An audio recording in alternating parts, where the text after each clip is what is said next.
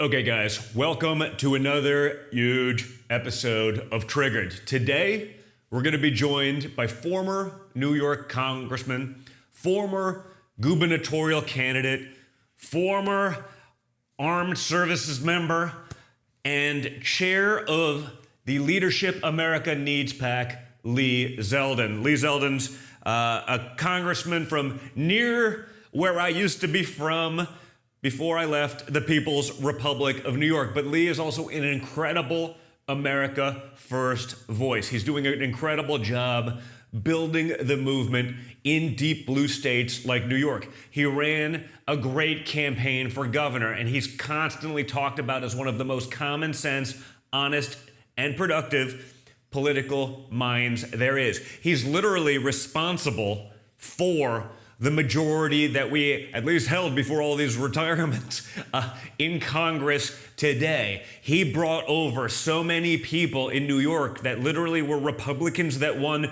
Democrat plus 5, 6, 7, 8, 10 points. And those seats are now held by Republicans. So while it's a tight margin, Lee Zeldin is single-handedly, in my opinion, responsible for the conservative majority we held that is allowing us to keep the House. It's probably not going to help us get a lot of legislation passed, but to stop some of the insanity put on us by the Democrats. So this one's an important interview. I'm excited about it. I think it's a model that can be brought elsewhere, a mentality and a work ethic that we probably need to see more of. So it's a big one. You're going to enjoy it. Guys, make sure you are liking, you are sharing, you are subscribing, okay? Sharing is a key to get this messaging out, right? I keep myself on Rumble because I believe in the message. They're truly free speech. I'm not everywhere else. Get it out there so people are seeing that. This is the last line of defense for free speech. If you miss it here on Rumble, we put the stuff up on Spotify and Apple Podcasts, but I'm sure they're not going to do anything to promote that for me. But it is there if you get your podcast this way, say when you're traveling or otherwise. But this stuff is important. We need to help get the message out. Also, another big deal, when you're on Rumble, subscribe, put on your notifications for this podcast. I'm not like all the other guys. This isn't my day job. I really enjoy it, but I'm only on Mondays and Thursdays, and so it doesn't become a part of your routine. Like, I got to tune into Dunn at next time because it's 2 days a week.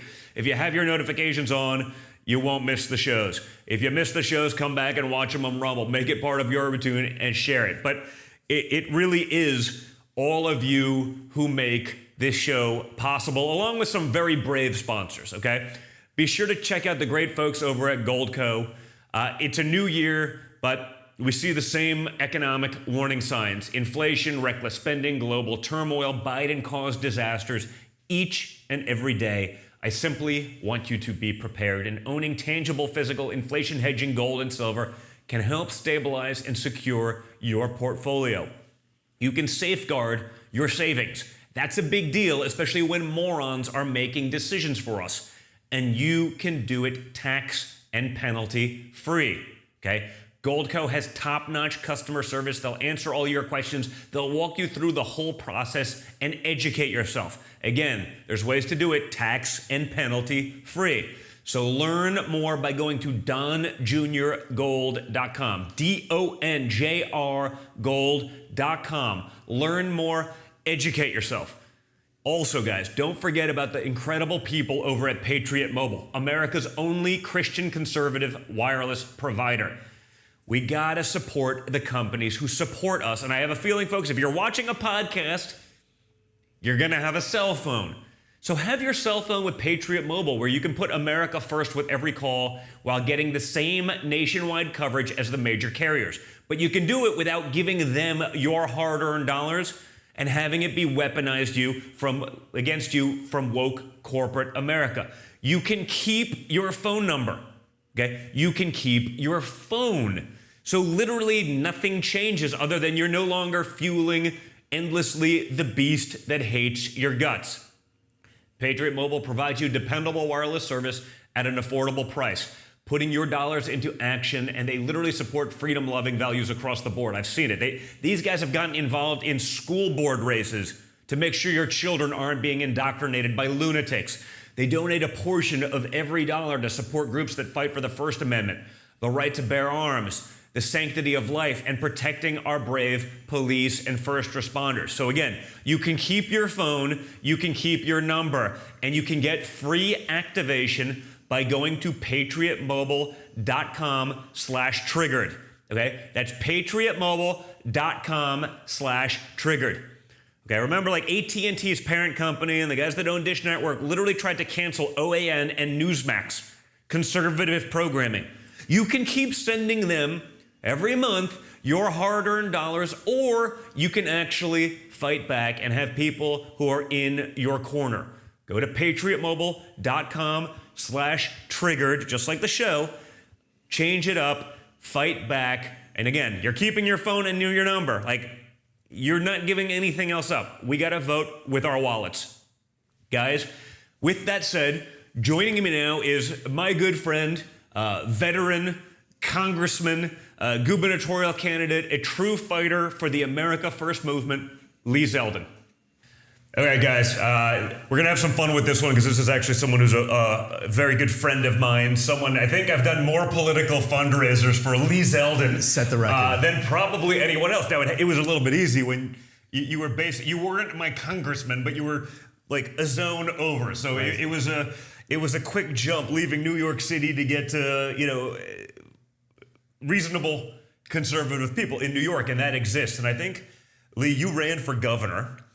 And honestly, I think we owe you the Republican caucus in Congress right now, because you brought 4 congressmen from New York over a line that really helped save the House. Now, it's still a tight margin, which makes it brutal, but talk about that, because I feel like there was a sort of a universal likability to you that we don't often, including myself, don't always ingratiate ourselves to the other side. How's that work? 2022 should have been a national red wave, like all across the entire country. If Joe Biden in charge, but it's one-party Democratic rule in Washington, they're screwing everything up from the border to foreign policy, the economy, energy policy.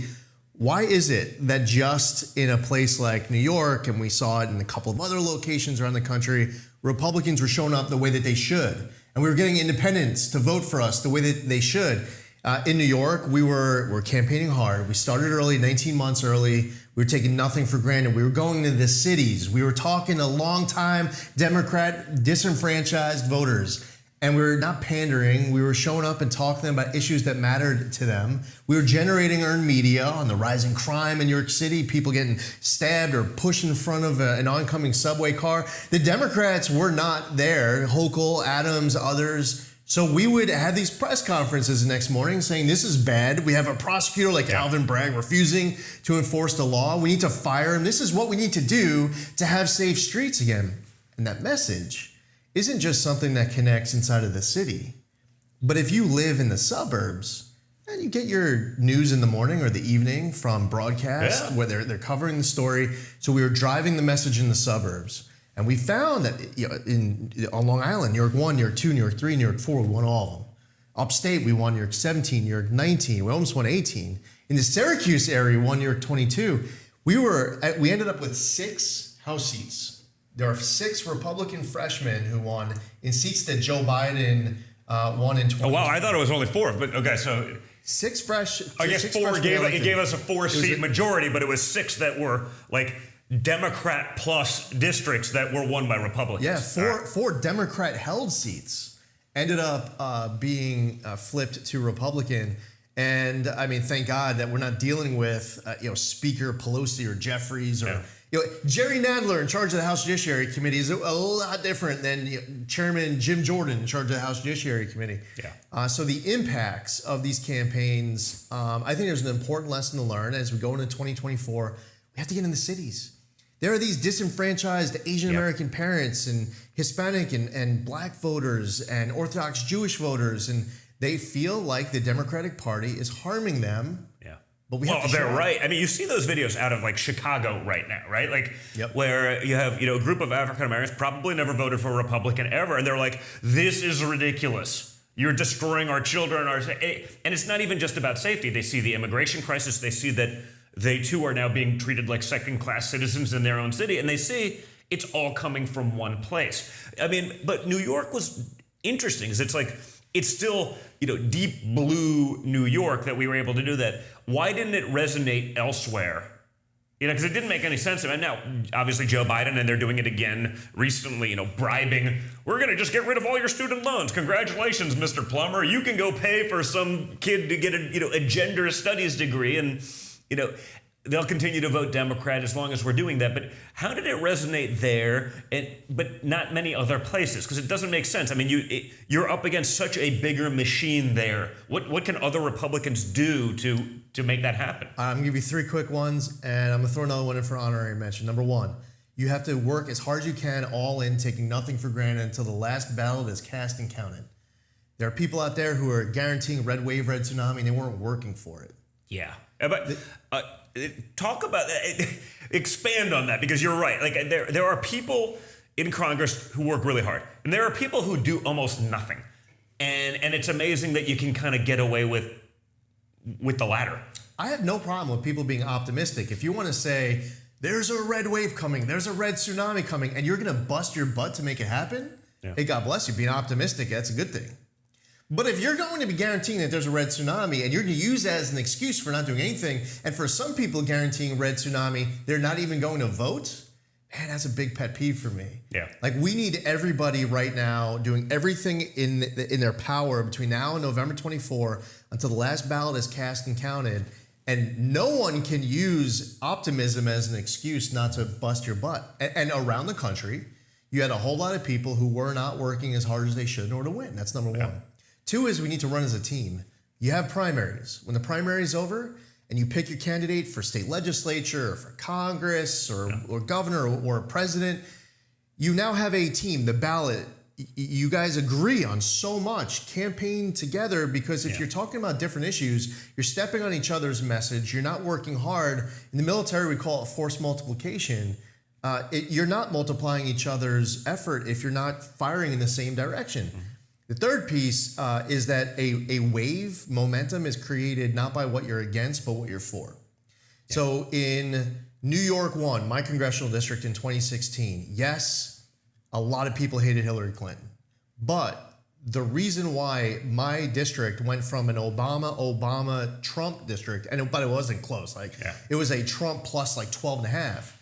If you asked voters why, they would tell you, folks who weren't that engaged knew. They would say, we need to build a wall, we need to stop Common Core, we need to make America great again, we need to drain the swamp, we need to repeal Obamacare. The Republicans are really good at white papers. Yeah.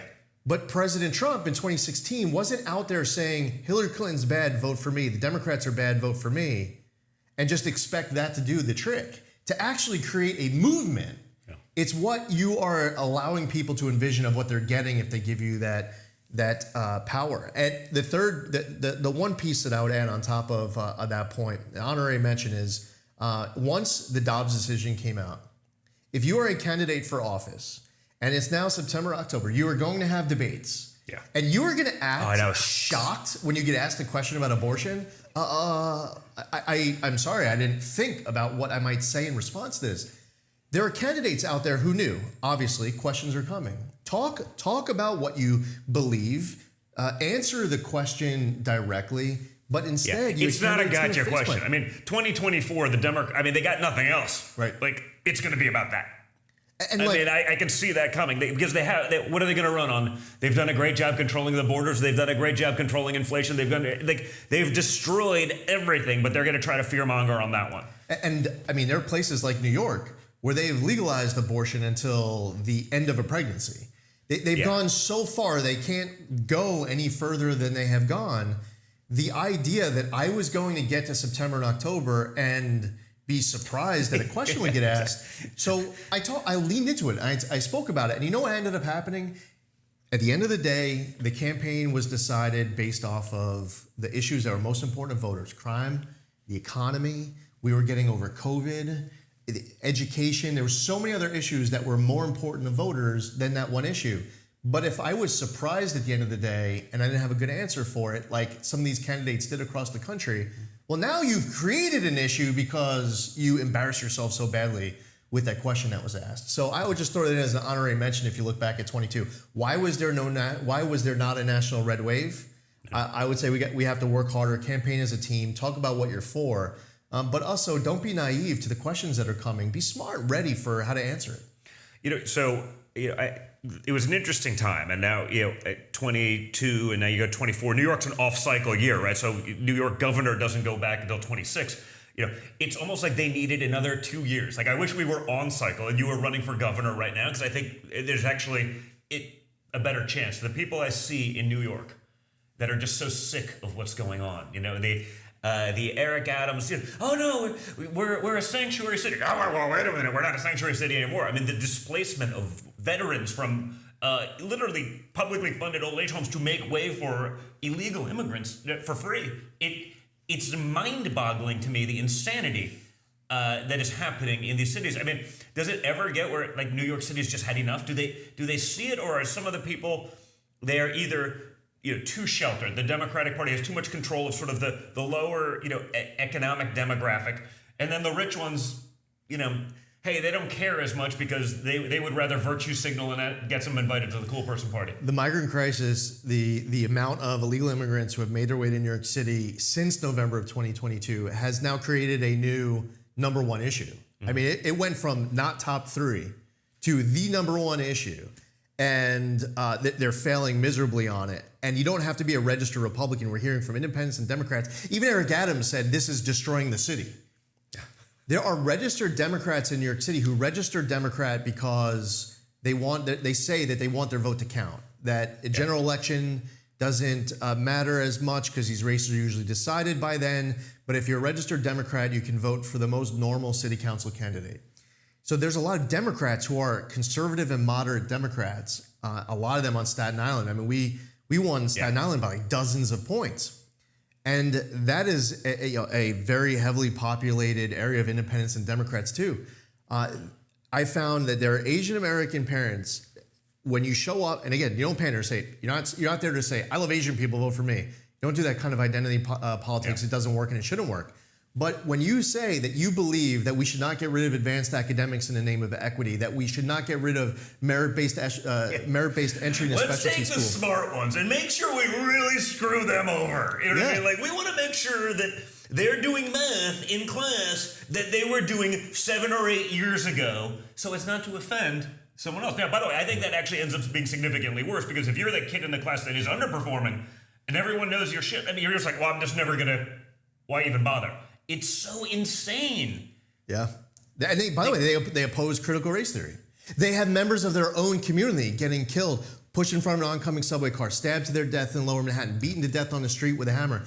I did the Breakfast Club when I was running for governor, and I was supposed to go in for a 20-minute intervw. As you know, this is where Hillary Clinton pulled out the hot sauce. This is where Joe Biden said, which was one of the more genuine. Does anyone ever believe that Hillary Clinton's ever even had hot sauce? No, but it's such pandering. But they get away with it because, like, they have enough people that are basically on the payroll to push it. When it gets really bad, big tech will suppress it. No one in the media will write about it. We're just in such a different battle. Yeah. We don't get the benefit of the doubt on anything, even if it's 100% obvious what it was. But you bring up the example of Chicago, and it also is another good example. You see what's going on with Charlemagne the God from Breakfast Club, where I was going for a 20-minute interview. I ended up spending an hour and 20 minutes. And the interview was going really well, by the way, until we started talking about January 6th. And, Charlemagne the God was trying to get me to try to create, going along with these legal opinions and theories that just were not accurate. I've been an attorney for 20 years.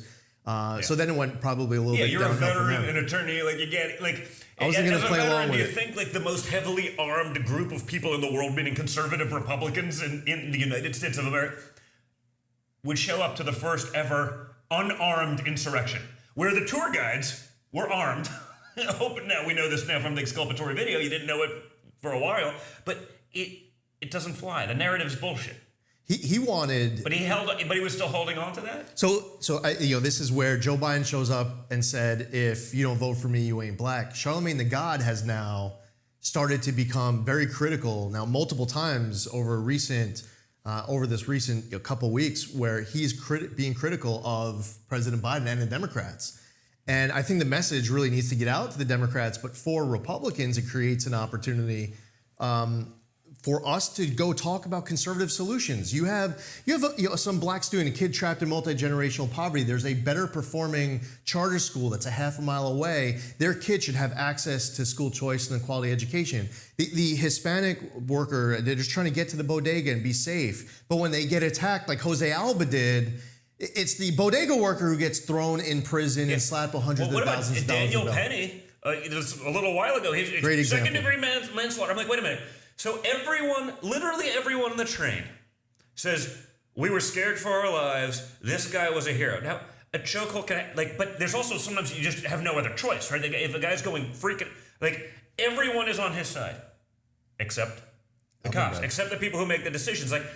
They're trying to force you to never be the guy to step in and be, it's almost like, you know what? If they're attacking your children, just let them kill a child. You can make others, right? It's fine, but you know, God forbid. I mean, the guy's got a 30-page rap sheet. He gets the benefit of the doubt every time. The other guy's a military guy, a hero. Everyone that was a witness there said, we feared for our lives. Everyone said they had, they didn't think he did anything wrong whatsoever. It doesn't freaking matter because he's going to be dragged out there like a political pawn. He's the inverse to George Floyd, who was also a political pawn, utilized perfectly by the Democrat Party to create, uprisings and $1 billion in damage, and the people who, you can burn down Portland and Seattle, it doesn't matter. That's in the name of social justice. Therefore, we're not gonna do anything. And it's sick to see it because they're more than happy to play with the lives of heroes. I guess to put everyone in order, be like, you just, let it happen. Yeah, and Kamala Harris are raising money to bail out these rioters. They had cashless bail on their national platform in 2020. And we went through this period where on social media, all of a sudden, people were showing the videos of these incidents, and the comments that you'd see in reply to the video is how bad it is that none of these people who were taking the video were jumping in to protect that victim. That was a conversation, right, left. A lot of people were making that same observation. But when you see what happens to someone like Daniel Penny and some of these other cases, now you start to understand why there's so many folks who are sitting there with their cell phones and not getting involved. Now, you go get yourself involved to do the right thing in order to protect people who are getting attacked. You may end up being the one who ends up getting charged by that prosecutor, if it's a prosecutor like Alvin Bragg. And by the way, if 3 dudes put down their phones and actually helped, they could probably subdue him with an armbar rather than a chokehold. But as someone who wrestled it, whatever, when you're one-on-one and you could be outmatched or outweighed, it's like when they put those restrictions on cops, it's like, so the 150-pound female cop is not allowed to put a chokehold on a guy that's on speed and weighs 250 pounds. She's going to get manhandled. It's just, it's not even close, but you put all those limitations on it. The problem is in a fight like that, you're hamstringing yourself, but the other person won't. And if you do it, and if you try to save your own life, and if you have to fight the way you have to fight to survive, you're going to jail. They want to get rid of the qualified immunity. You're going to lose your pension, your home, your marriage, probably. And they don't even have your back. It's lunacy. And the crime that we see is the result of that. And if you change races, then it's like a different, the laws change. The application of the law changes inside a prosecutor's office, like the Manhattan DA. I remember in the Bronx, and this is a different district attorney, this is Darcel Clark. There was a guy, Jesus Cortez, he was knocked cold into a coma. The guy who hit him, put on a glove, the glove had steel. This thing was a weapon, deliberately punches Jesus Cortez into a coma. While he's sitting there in a coma, the cops put together a case, charge attempted murder. They have all the ducks lined up so that the person who punched him would stay in jail.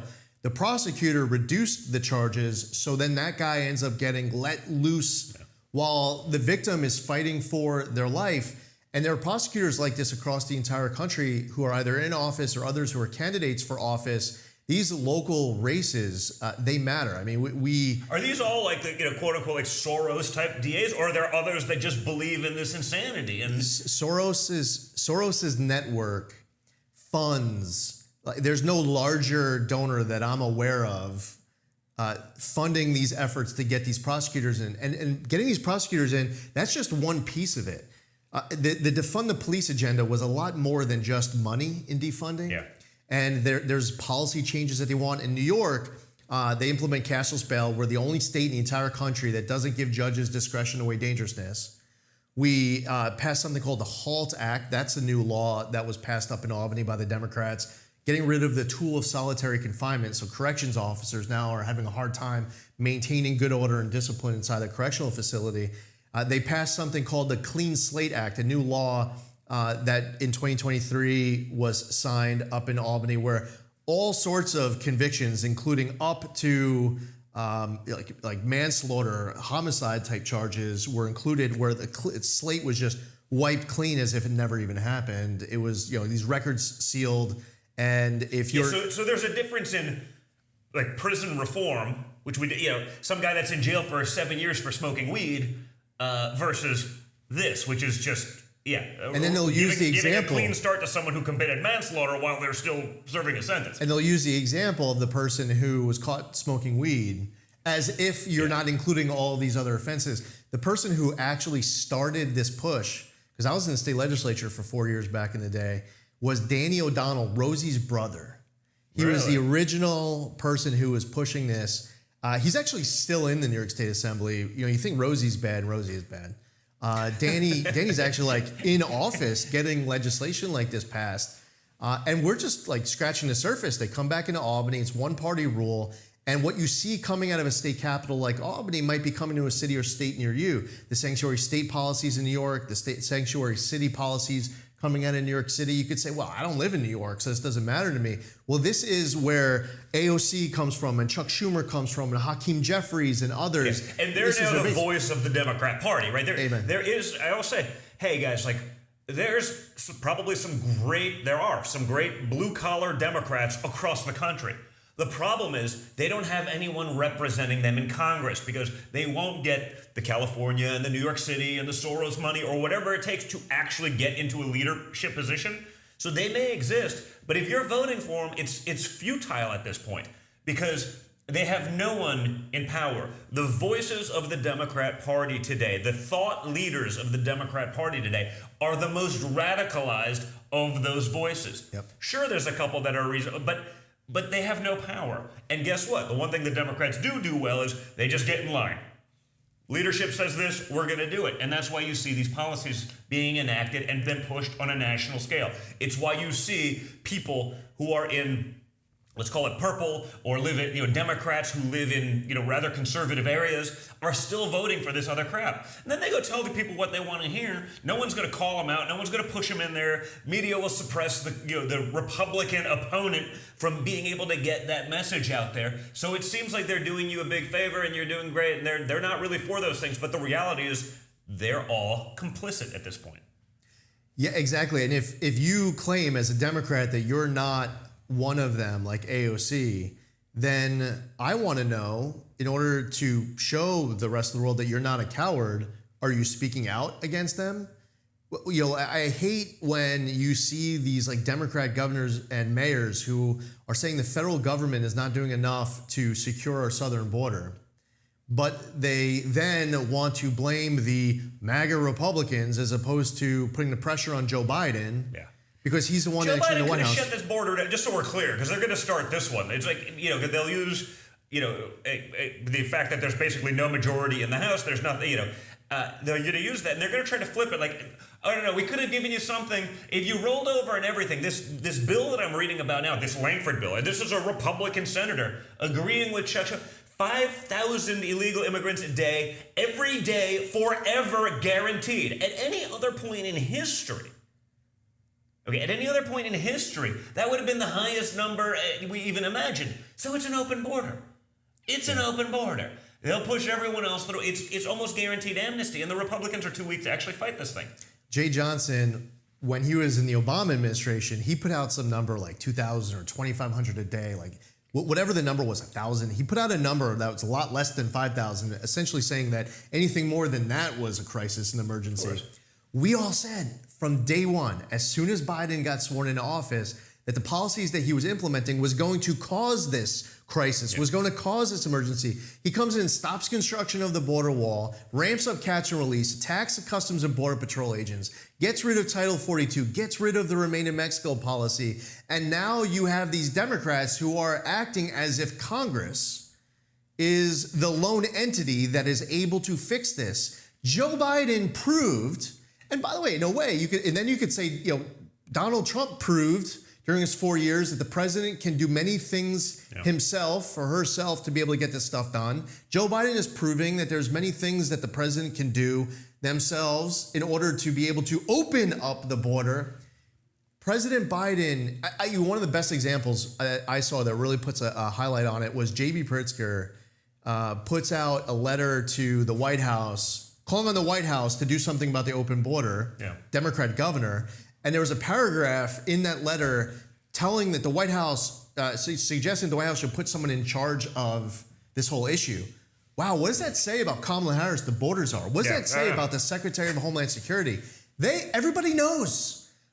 So to your point about the Democrats today, if there's a Democrat out there who wants to claim that they aren't far left, that they're not radical, that they are somebody different and special, well, I want to see your courage in speaking up against your own. I got Fetterman, man. I and many others very critical of this guy, and he's now on multiple issues proving to be the Senate Democrat who actually makes the most sense. By the way, I agree with you, and I've said what happened. He's frank. I literally put out a tweet 2 weeks ago, whatever it was, saying hey, he's more based than half of the Republicans in the United States Senate. I mean, he's no J.D. Vance, but I'm agreeing with him, but I also understand how the Democrats operate. Are they letting him do you think it's him on his own? Because, no fairness, we were also questioning his mental acuity for quite some time. Do you think it's him on his own, or do you think this is the ploy to be able to then march him around Pennsylvania with Joe Biden? No, we're actually moderate. We're the good guys. These are what we believe in, and Joe Biden's going to buy into this, so vote for us. Just like they told him, hey, we're not going to cancel the Keystone Pipeline. We're not going to we would never do that. So people are okay, well, that's a good one. Day one, canceled. I mean, it feels like, I just don't trust these guys to be honest dealers. And fast-tracking Nord Stream 2 to help the Russians transport gas. What could possibly go wrong? Let's give them more money. To me it feels like a psyop. But I agree with you, and I've said it, but it's I also don't want to get over my skis and pretend that there's literally anything that these guys wouldn't do to maintain power. I mean, I'm just surprised to see that, when there is some type of pro-Hamas demonstration going on, and he shows up with his Israeli flag. I talked about that one too. Why isn't Schumer and the others doing it? I don't know exactly what's going on with Fetterman's health. I don't know his views on a lot that he hasn't spoken up on. All I know is that this is the direction that many Senate Democrats should try to go down if they want to start demonstrating that they are anything different than the far left. Because if you're silent post October 7th, while anti-Semitism's on the streets, or they're ramping up inside of higher ed, they're in the halls of Congress with some anti-Semites who are actually serving there. I want to see these Democrats, if you want to claim that you're not them and that you're something different, in moments like these, stand up and be willing to take on your own party. The folks who are taking to the streets, who are dressed like Hamas, who are using rhetoric like Hamas, they don't vote for us. If it dresses like Hamas, if it speaks like Hamas, it's probably Hamas. They're not voting Trump or Zeldin. Well, but that's an important point, right? You're Jewish. You see what's going on in the streets of New York. You see what's going on college campuses. It's not a protest to say that a Palestinian people should have a right to exist. It's literally a Hamas did the right thing. This is a necessary thing in a war. Raping women and children in the streets. That's a difference. I mean, it was shocking. I'm watching it, and listen, it happened at my alma mater. I went to the University of Pennsylvania. When I was at Penn, the undergrad population was 60% Jewish. Amongst everyone there, they literally called it, instead of UPenn, they called it Jew-Penn. It was a joke, but it was kind of funny, and it was based on just the facts of the demographic. they're one of the ones that were unable to denounce like the promotion of Hamas. That was one of the Harvard, MIT, and by the way, it was a plague everywhere. You see the riots and the protests in London and this. I'm like, oh my God! Like these guys are chanting for the death of an entire religion. I didn't think this was possible. And yet in New York, which is also heavily Jewish, right? It's going on, and I'm seeing Jews chanting along with them. I'm like, wait a minute.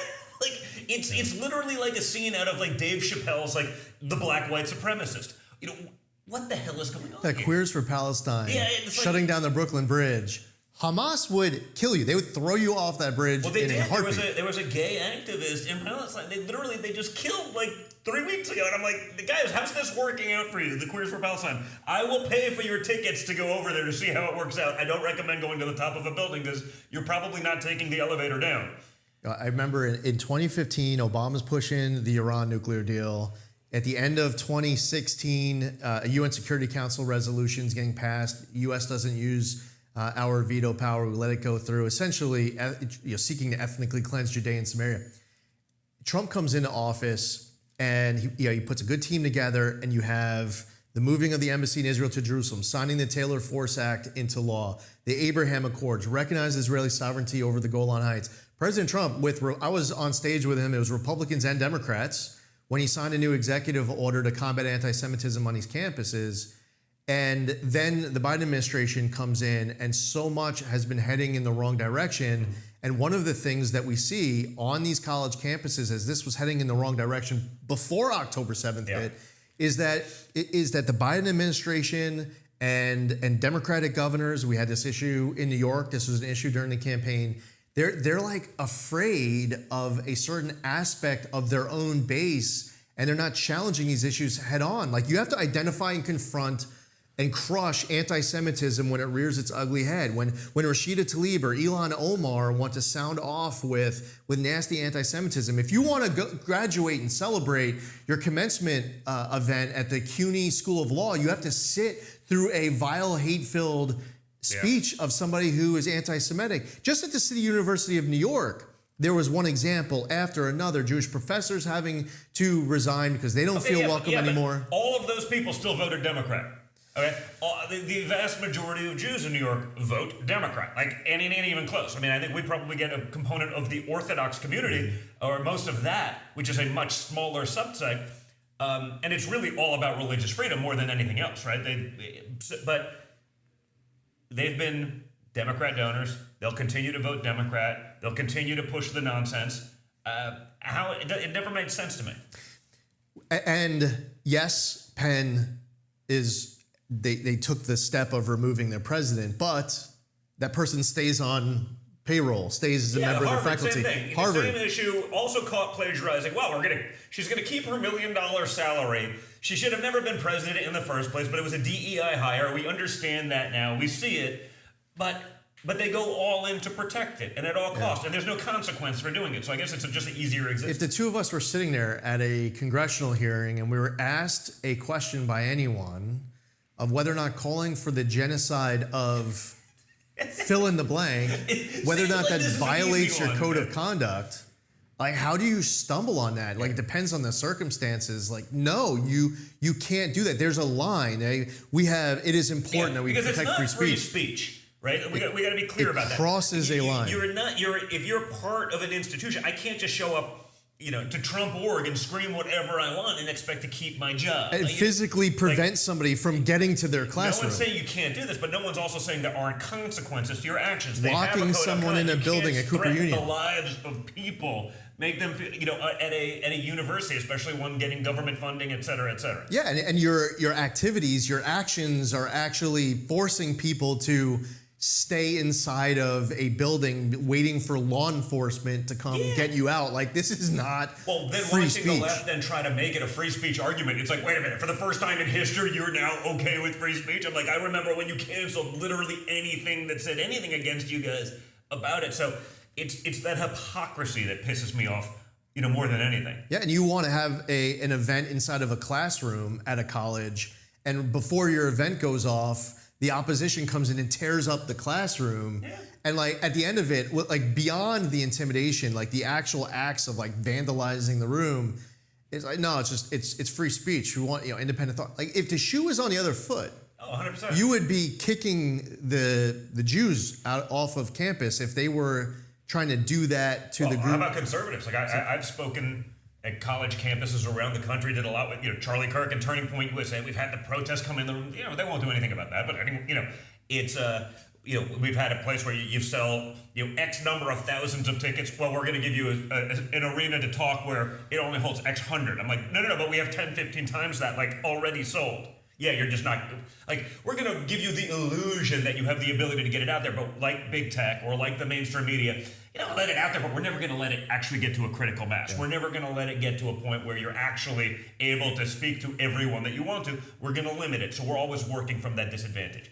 Yeah, Trump's executive order that I referenced, which by the way should have been a law, he signs this executive order. I believe that we should be defunding or withholding or leveraging tax dollars going to a university where students are unable to get from their dorm room to a classroom, or they're getting locked inside of a building because of folks who are protesting them, where you have a president who's unwilling to say that calling for the genocide of Jews violates their code of conduct. Why are we funding as heavily these universities when civil rights are being violated, when you're crossing that line and it's no longer protected free because speech? Because they're one and the same, though. So how do you separate that? Right? No one in Congress is ever going to vote to defund a university because that's where they're starting their indoctrination into the Democrat Party. It's starting much earlier than that. The teachers union has a grasp on our children from kindergarten on. These are the same people that want to force transgenderism. They want to cut parents out of every aspect of every decision-making process in this child's life. These are people, parents' rights. Like, what on earth do you mean? It's like, wait a minute. Like, how? But again, it is so extreme. It's so insane that we're even having this conversation, and yet it's a very real conversation. It's happening. A 3-year-old couldn't buy a pack of cigarettes, couldn't get a tattoo, couldn't do this for 15 years. But no. They cut the parents out, and they need to get their gender-affirming care or whatever the hell they're talking about with this bullshit. Like, it's happening. Yeah, parents want to be in charge of their kids' education. Making the decision to send your kid off to a school is not a relinquishment of your rights. Correct. To be able to control the upbringing of your child. But there are people on the left, and there are teachers' unions, and there are Democrats in office who want to implement and in many respects have already done it, where when the parent sends their kid off to school, that they are relinquishing their ability to be a parent and control the upbringing of their child. And you need conservatives to be able to fight back to make this right. You can't just be silent on this battle because the left, they are all in. I remember President Trump had this max pressure strategy on Iran. Right now, you're seeing the left on a very different issue with a max pressure effort in our schools to create a system of brainwashing and indoctrination instead of just providing a quality education. You see max pressure campaigns from the left on many different issues. Well, I think and we have to identify that. That's how I can't think of an issue that is a big issue of the left that isn't a max pressure campaign. That's the problem. Everything they do, they're all in. We'll sit there like, okay, well, we really believe this, but it's not that much. I don't want to be yelled at by someone in the Washington Post who literally hates my guts, hates my politics, hates the people who I actually am chosen to represent in their home state, wherever that may be. But we capitulate. Now, you have done many episodes, and you've had a lot of people on, and you've said a lot of things through your shows and otherwise. If anyone was to re-listen to what you just said, that right there is one of the most important points of what is happening at this moment in 2024. Mm-hmm. And the lesson is that everything that the right believes in, that conservatives believe in, don't be timid about fighting for it. What you see the left doing is it's max pressure on everything. Everything. There's not a single issue that's not max pressure. There's not a single issue that they wouldn't forego everything. And we need to do that. We need to be all in fighting for what we believe in. And stop trying to make believe like this is the politics of 10 years or 20 years ago. Or by the way, in many respects, still the politics of today. Yeah. With this go along, get along, people who are still inside of Congress and elsewhere and just want to survive past their next election. In order for us to get actual victories on what matters most to protect the republic and our flag and our freedom and our liberty, it needs to be max pressure, not just, you're not checking a box. We need to increase our standards of what it is that we believe is necessary in order to actually win. So I said it, so obviously I agree with you, but you do have a different, and you see this probably better than anyone in New York. I try to explain it to some of the guys on the show. If you're Matt Gaetz in an R+97 district, you can go all in on those issues. If you're Mike Lawler in New York in a Democrat +13 district who happened to win because crime is rampant, people are waking up a little bit. There are issues that are going to be.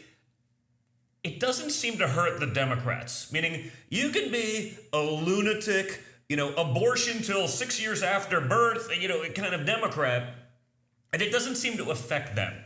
But we do have Republicans that cost us sort of that bigger thing. And I, by the way, I understand it because I understand in their district it'll be weaponized so much harder against them. How do we level that playing field so that we can move, move forward together and actually win? If you want to step up and be a member of Congress or a state legislator or a governor or a president, or whatever, you need to understand you are signing up to be a messenger and to lean into communication. You are going to take some tough votes. You have to have the willingness to be able to explain to your constituents why it is that you voted a particular way. In some deep red district, they don't need to provide an explanation. Right. Some do it anyway. If you are in a district that Joe Biden won heavily and you have to take a vote to, let's say, impeach Secretary Mayorkas, it's one of the things that's being discussed right now. You have to have a willingness, an ability, a talent to message and communicate to your own voters to explain why you're taking a position that maybe, even though they voted for Joe Biden, that person you're talking to, that they can understand what you're thinking, what your rationale is. There are too many people who are stepping up to run who are not good messengers, they're not good communicators, they're quite frankly lazy, and they don't want to take the tough vote. Yeah, it's like, well, now that I'm in Congress, I'm in the big leagues. I'm just going to stay here, so I'm a Republican that's going to vote Democrat. And I'm like, well, the other side doesn't have that problem. Yeah. Even the moderates go full in on the crazy. And you end up, like, your own base ends up wondering, like, well, what's the point? Because you give them a choice between a Democrat and a Democrat light. I've always approached, I was a New York member of Congress. And I was, I would have the most conservative voting record of any member of Congress in the Northeast of this country. And I often would take votes where I would be the only Republican voting with the conservatives. And then, the editorials, and I would constantly get hammered for it. I understood. I wasn't caught off guard. I knew that casting the vote was going to be a headache to have to explain to people, especially when you're the only one, Republican and Democrat in your entire state voting that way. But you have to be willing to do it. You have to be prepared. Sometimes that shitty vote is going to happen the day before Christmas. It's going to be some omnibus spending bill that it's like a Christmas tree and they just add everything on it. I would be maybe the only person who would vote no. And then folks would say, well, you're voting to shut down the government. No, this is why I voted no. You explain it to your people. You lean into it. You do the interviews. We just have to, this is what you're signing up for. You want to be a member of Congress, and you especially want to represent a purple or even blue district, be prepared to lean into some tough votes and explain to people, or heck, maybe just tell them that you're not going to be voting as a Republican up front. And not only would Democrats be happy to hear it, but I think a lot of Republicans would like to know that too.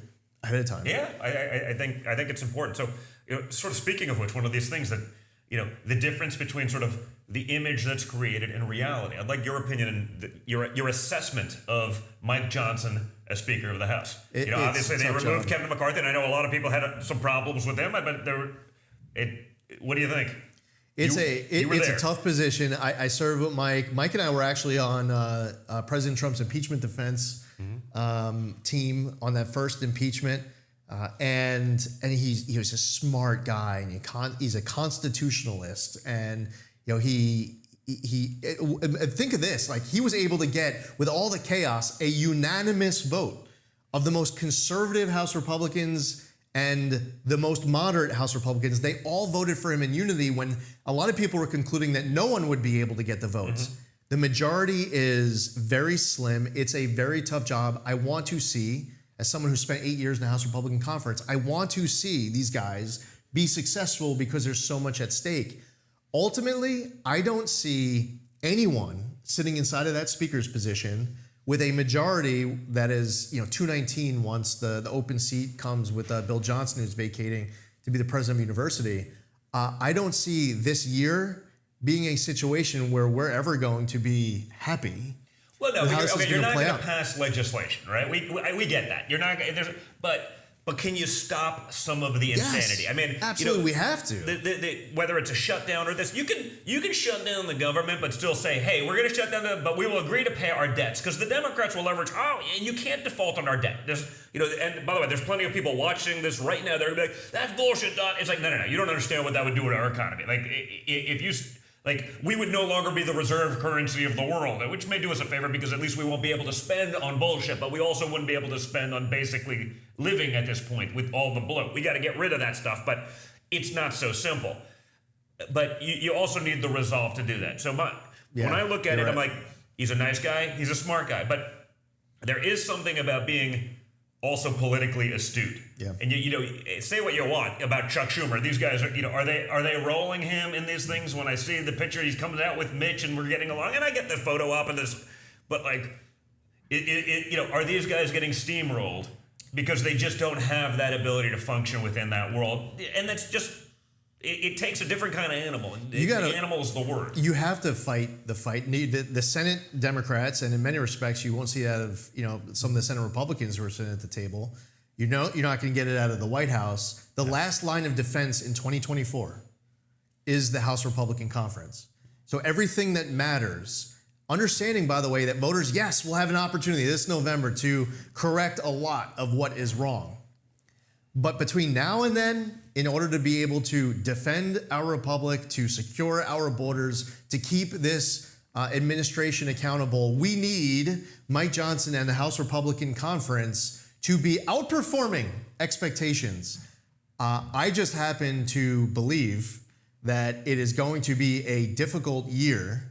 But even though it's difficult, listen, there's no excuse for not getting it done. Yeah, we'll give you a couple bucks for the border. It doesn't actually solve anything, but you're going to give us another $60 billion to perpetuate the death and destruction and mayhem of the Ukraine war, which Ukraine has exactly zero chance of winning. Yeah. Because, someone wants their board seat at Boeing, so they'll spend $60 billion to make, a six-figure bonus next year for them. And that's the problem. I mean, we're fucking our country over with these decisions. And when do we say enough's enough? We do have to take the risk. Sure, the Democrats will message a shutdown better than we will. The media will be all over it. But when do you have the resolve to actually say, I don't care. It's the right thing to do for the American people. And then we got to get out there and actually fight that battle. Yeah. Listen, I as someone who did not vote in favor of multiple Ukraine aid packages, I am not intimidated by what is now the responsibility to explain to people why I have a position that I have. And I think that the Republicans need to do a better job calling on this administration to identify exactly what winning is in Ukraine, because they have no idea and they haven't articulated it. And we should not be providing aid towards a foreign conflict ever without having any idea whatsoever being articulated by the administration of what the end game is. Well, how about like what the money's actually being spent on? Right. I mean, we don't have that. I mean, the Pentagon lost, what was it, $220 billion last, and it's like, they literally can't account for it. The same government, the same administration that wants, if I have a Venmo account for $601, they want a full audit, and if I screw something up, I'm going to jail.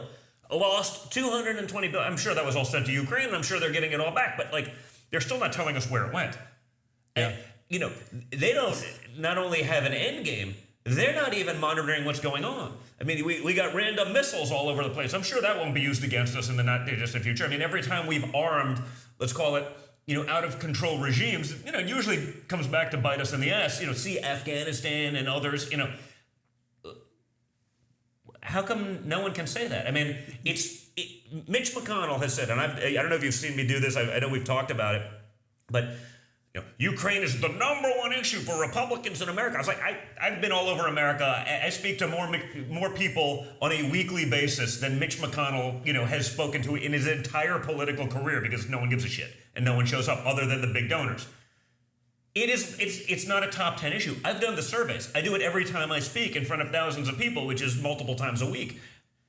One person one time said it was a top 10 issue. He happened to be from the Ukraine, so I get it. I'm going to give him a pass. So if you take away the people who are biased because they actually are from there, exactly 0 Republicans think of it as a top 10 issue, and yet our representative in the Senate that has trillions of dollars to spend, who will more than happily mortgage our children's futures to the hilt, it's the #1 issue. It's like, it's not.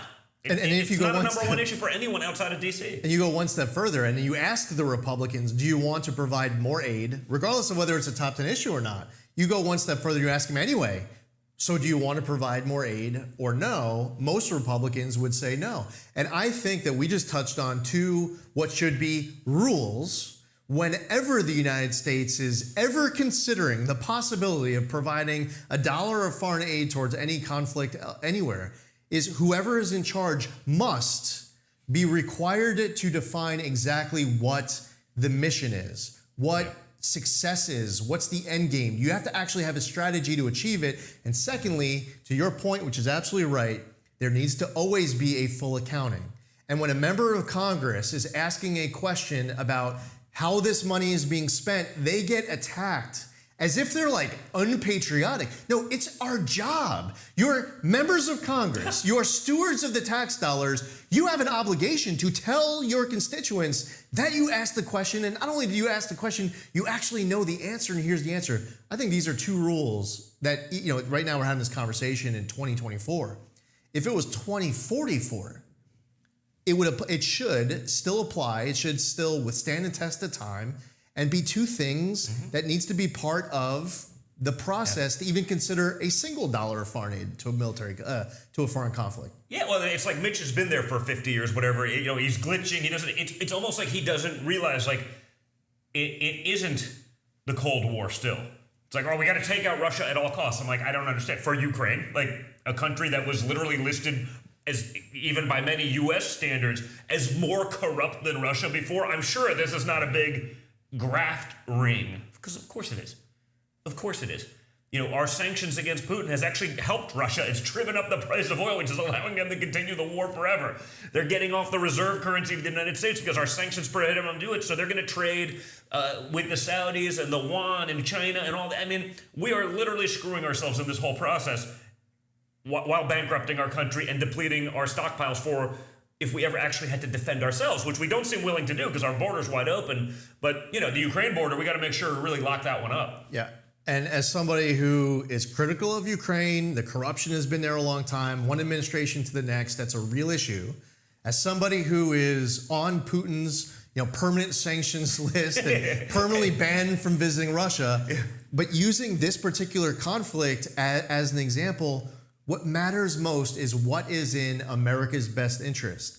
And how can you ever be more concerned about another nation's border when you are not providing the proper attention and focus to your own border? And I'll say one other thing, by the way, about this whole Russia versus Ukraine. This would not have happened if President Trump was still in office. Yeah. In August of 2021, when we were doing a fatally flawed withdrawal from Afghanistan, that just a total faceplant that turned 13 Blue Star families into Gold Star families, Putin was watching because he wants to go in Ukraine. That Xi is watching, he wants to go into Taiwan. North Korea ramps up the missiles after it, the test firing of missiles. Iran ramped up their uranium enrichment. The whole world watched, and they concluded that we had a weak underbelly, a vulnerability at the highest level of the government. We gave them every excuse they needed to do what maybe they wanted to do anyway, but they would never have done under Trump. I don't believe Russia ever would have gone into Ukraine in the first place if President Trump was still in office. Yeah. I'm convinced of it. And President Trump would have said, hey, guess what? We've always had this 1,000-mile buffer zone between NATO and you. We're just going to bring them in. It's like, that's all he needed. He's been waiting to, if he wanted to invade, that was the excuse he needed. If he didn't, we almost forced his hand. It's lunacy. So, the next thing, you were floated. you were floated as possibly taking over the RNC. When I asked you for your assessment of Speaker Johnson, what about the RNC? How do we do that to fix that? Because I see it here all the time. I mean, there are people that are very, let's say, disenfranchised from the RNC. They're more Trump than anything. And the number one question, how do I donate to Trump without donating to? And it's like, it's a problem because we do understand the infrastructure of that to help the down ballot stuff that you're talking about. That'll be what I want to ask you about next. It's all critical. What do you do? I mean, they floated you there. You weren't even singing member of Congress. And they were like, hey, put Lee Zeldin in as RNC. And I think you do an awesome job. But how do we fix that? So I'm one of the chairs at the America First Policy Institute, and we have a C4 called America First Works, and we've been working with conservative groups, Turning Point, and others, reaching out to different demographics across the country. We're filling gaps that, quite frankly, shouldn't be gaps. Yeah. And I'm not going to sit here and tell you that I think that everything that we can identify that needs to improve with the Republican Party is going to get fixed by November. My top priority is making sure that President Trump gets into office in November. We need to keep the House. We need to win back the Senate. There's going to be other important races on the ballot. I believe that the RNC needs to lean more heavily into voter outreach. If a state legalizes ballot harvesting, listen, I think there shouldn't be ballot harvesting in all 50 states. It's a bad thing. If the state wants to legalize it, the RNC needs to take the lead in making sure that Republicans are ballot harvesting better than Democrats to the point Democrats are regretting it. You can't change these laws unless you're in power to actually change them. And we've seen, even in places like, the left will strong arm the Republican on the commission and, okay, fine, I'll give you what you want, just please leave me alone, don't hurt me. It's brutal. But we got to play the game based on the battlefield. Whatever the battlefield is, we can't just forfeit the game. So, and you said something important about the down ballot races. I mean, how do we focus on getting those guys that are there, that are electable, strong, sort of America First candidates, get them to win down ballot races in like Ohio, Arizona, Nevada? There's so much out there. And, how do we set up that system to make sure those people win so you don't have the Republicans just roll over and die every time the Democrats would like them to? Because I think that's how we effectuate the most amount of change. I support, so you mentioned 3 states. In Ohio, I support Bernie Moreno as one of his first endorsements. He's in a competitive Senate race. This is a seat that we have to win. We should win. We should have it right now, but we don't. The Democrats are in the seat. Hopefully Bernie is successful in his primary. He'd be an amazing senator. A great senator in Ohio right now is the junior senator, J.D. Vance, who's doing an amazing job. It would be great to get Bernie in. In Arizona, Carrie Lake is running. My message to all those Republicans who are out there that, if you care about a higher stake, a moment in time where we have to defend our republic, regardless of whether you did everything in your power when she ran for governor or not, I am asking you out there, anyone out there in Arizona, to help make sure that she's the next senator from Arizona. And this is our last chance on the Senate map, right? Because there's only 100 senators. It's a 6-year term. It's not like Congress where you're running every 2 years like a dancing monkey. It's you're there. This is the last time where we have, let's call it, good candidates in purple states that we could actually make some gains in the Senate. And you see with these close tiebreakers that you end up with a stalemate that just a disaster. It's literally like a decade before we have another favorable map where it's not just, hey, the people that are coming up are hardcore blue states like New York, coming up and forward. Like, you're not flipping a seat there. This time you have Arizona, you have Montana, you have Ohio, you have places that are, clearly, like, we could actually make gains if we fight it right. But after that, it's literally like, I think, I was talking to Steve Daines from Montana, and he was like, it's literally like 10 years before we get another chance to ever change that demographic towards our favor. And when you win one of these Senate seats, as you point out, they're there for 6 years. It's also, if you want to think 6 years down the road, it's easier to win that race 6 years from now because the senator is in there. In Nevada, there's a candidate who, again, another Republican primary. There's a guy, Jeff Gunter. He was the U.S. ambassador to Iceland under President Trump. But that's a competitive primary. I support Jeff Gunter in that primary. He's a little bit more of of an underdog there. But wherever you're tuning in from, all across the entire country, get to know these down ballot candidates. Yeah. But and again, involved. Not just down ballot in Congress. Let's be clear. Like Congress is great, the Senate is great. Like run for your school board. Find the person who's not like a lunatic trans activist trying to indoctrinate your children. Like we got to get in, like honestly, we're almost at the point where, in my opinion, the Democrats and the radical left have subverted so much of the hierarchy. We almost have to do it the other way. Right, and this is kind of, I want to win the presidency, I want to win all these houses, but like we also have to go bottom up. The lowest, at least on paper, importance races, the school boards, state legislatures, like get involved because that's how they did it. They took it from all the way there and they corrupted everything throughout the way. We got to get in there and take those things back over and create some reasonableness from the bottom up. Yeah, this is, it's so important, the drop off that you go down ballot. People will show up, they will vote for president, and then they'll walk out. Yeah. And you end up helping elect more Democrats by doing that. Yeah. When the Democrats are successful in convincing their voters to not just vote for the presidential race, but to go vote blue all the way down to the end of the line, at the end of the line, there are important races for judges. You're turning over the entire judicial branch if you don't go down to the bottom of the ballot. It's your local races. And by the way, if somebody slips in for some town supervisor position, you're actually helping that person, maybe one day that Democrat, get elected to the Congress. Yeah. They might become your sheriff, town supervisor. You're right. I mean, who do you want making your decisions? The reality, the ones that will progress will be the most radical. We've seen that. They're doing it all the time. If you get a liberal sheriff, you're not going to have anyone enforcing crime. But they'll be well funded. Like, we got to get involved from the bottom up.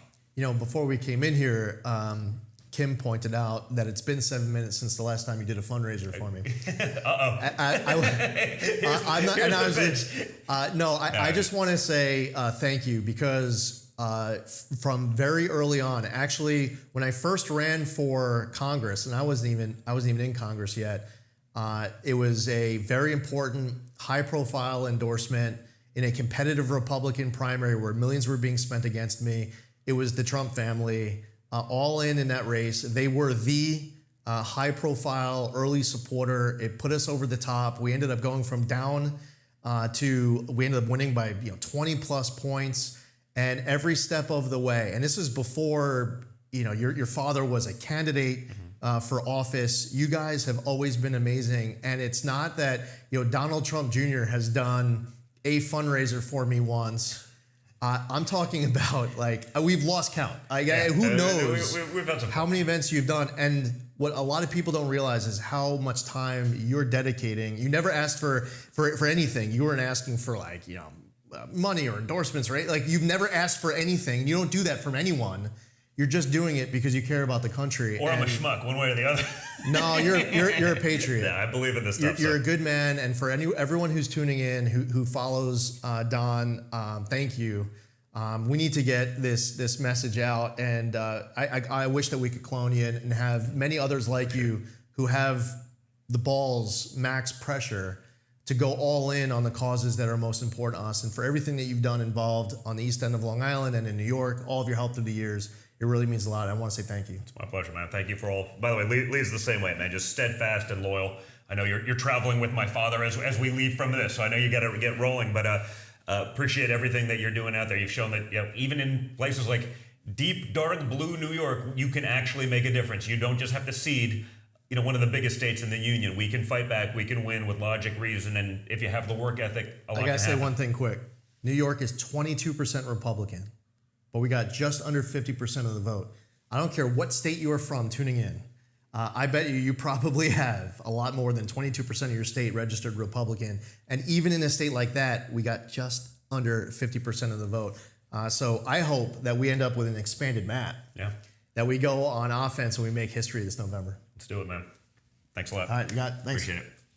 Okay, guys, make sure you're liking, you're sharing, you're subscribing. I see how many people are watching this live, and I don't see the same amount of likes. Let's make sure we are actually getting this message out. So share it with your friends. Send them a link to the podcast, because I'm only on 2 days a week. It doesn't become a part of everyone's schedule. I'm on Mondays and Thursdays, so make sure you're downloading the Rumble app and putting your notifications on so you don't miss this. And if you do miss it and you get your podcast a different way, you can get it over at Spotify. You can get it at iTunes Podcasts on Apple. Like, get it that way. Make sure you're hearing it. Make sure we get the message out and we keep fighting. It's because of you guys that we can do this. But also check out our incredible sponsors. The folks over at Goldco are doing an amazing job.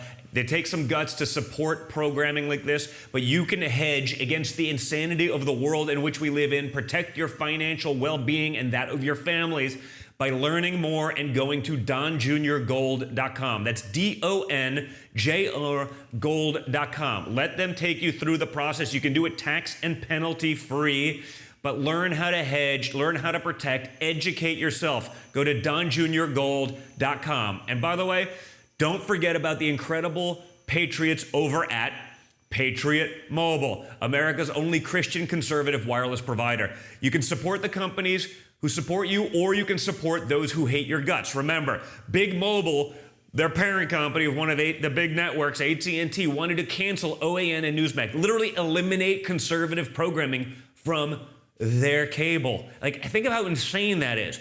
You can keep giving your hard-earned money to people who have those values, or you can go with people who share your values. You can also, when you switch to Patriot Mobile, keep your phone number. You can keep your phone. The transition is quick and it's easy, and they donate a portion of every dollar to groups that fight for the First Amendment, the right to keep and bear arms, the sanctity of life, protecting brave police and first responders. They're out there literally fighting and winning school board battles. Okay, think of how important that is. Think of how much guts that takes. Think of how few people in corporate America would even consider doing that. So you can fund your enemies, or you can support people who share your values. For fast, free activation, go to patriotmobile.com/triggered. That's patriotmobile.com/triggered. Again, you're getting free activation. It's quick and easy. You can keep your number and you can keep your phone. Seems like a no-brainer to me, guys. Go to patriotmobile.com/triggered, and I look forward to